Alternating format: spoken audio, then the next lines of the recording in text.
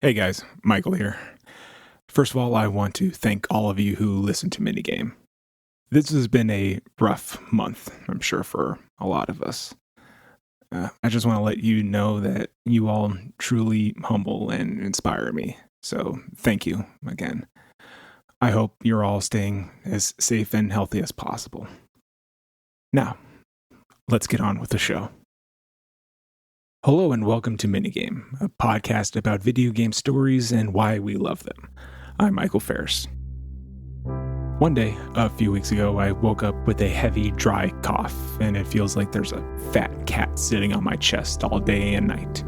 I take the next 2 weeks off of work, and despite my fear of the severity of my condition, I try to make the best of it, surrounding myself with my favorite movies, books, and of course video games. The first few days of quarantine go just as how I would have expected. It basically just feels like an extended weekend, but with the occasional bouts of coughing and wheezing. Games of choice during this time were the 2016 remake of Doom, Apex Legends, and, for some reason, Fallout 76. For one reason or another, all three of these games are unique perspectives on the cathartic acts of violence. Why I decided to play these games during a worldwide pandemic, I honestly don't know. The battle arenas in Doom allow for a symphonic dance of ultra-violence as you barrel through the depths of hell and Mars, ripping and tearing through hordes of demons who simultaneously worship and fear you.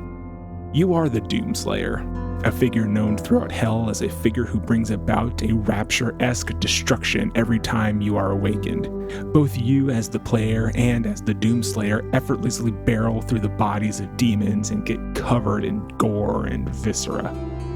Playing this through quarantine was a mostly freeing experience, being stuck inside and having a way to vent frustration and fly through open environments.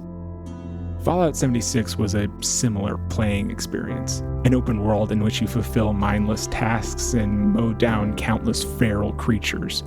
The universe of Fallout 76 itself is a Fallout-themed nihilistic playground in which nothing matters and nothing is permanent. Due to the online nature of the game, any mistake or victory can be easily repeated by just waiting for events to reset. Even the climactic act of dropping a nuclear weapon on West Virginia feels empty and pointless, since it just goes away and another player can do the same a few hours later.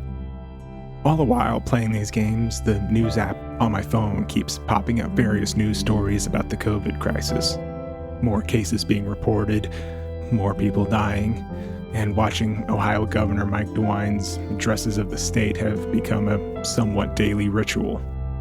More and more playing these games just felt out of place and not really fun anymore.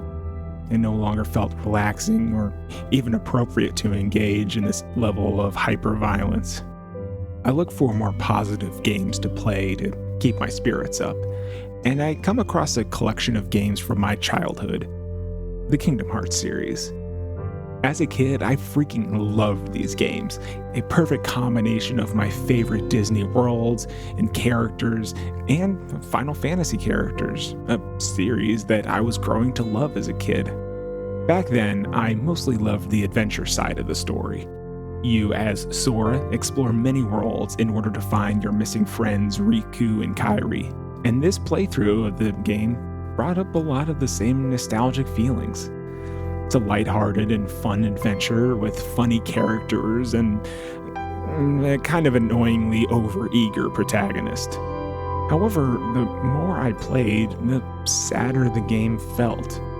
Maybe it's just my growing age or playing this game in this weird circumstance, but the game just seemed to develop more underlying themes of depression and sadness.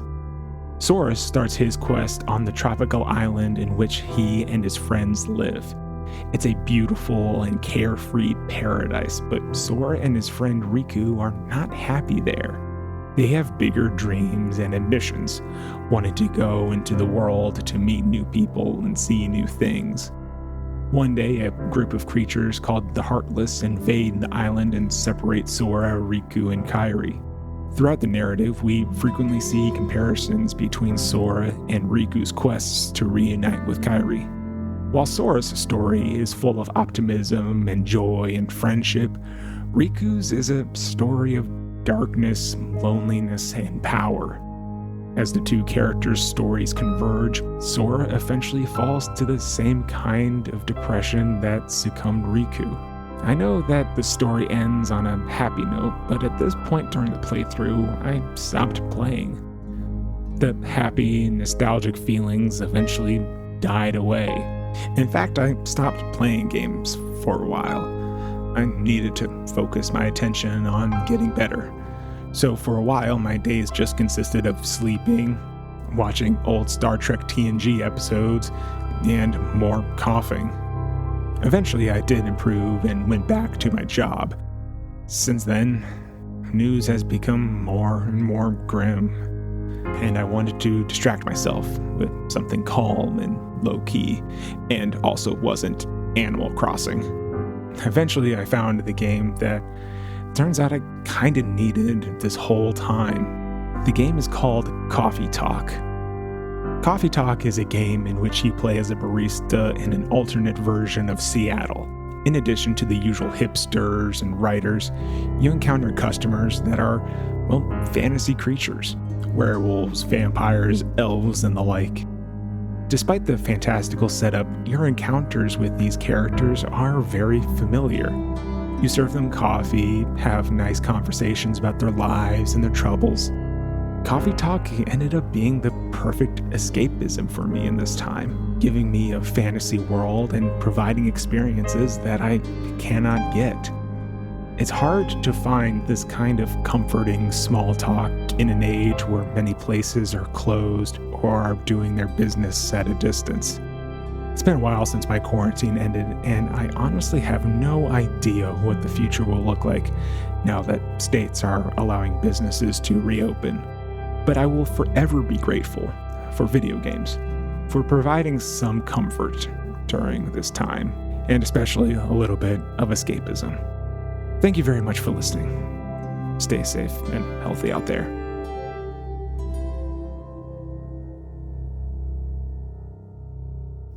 Executive producer of the Lore Party Podcast Network is Abu Zafar. Minigame is written and produced by Michael Ferris. Original music for Minigame is produced by Lawrence Kelly. Follow Lore Party on Twitter and Instagram at lore_party. And check out our website at loreparty.com. Subscribe to Minigame in your favorite podcasting app and leave us a review on Apple Podcasts. It really helps me grow the show. Thank you very much for listening.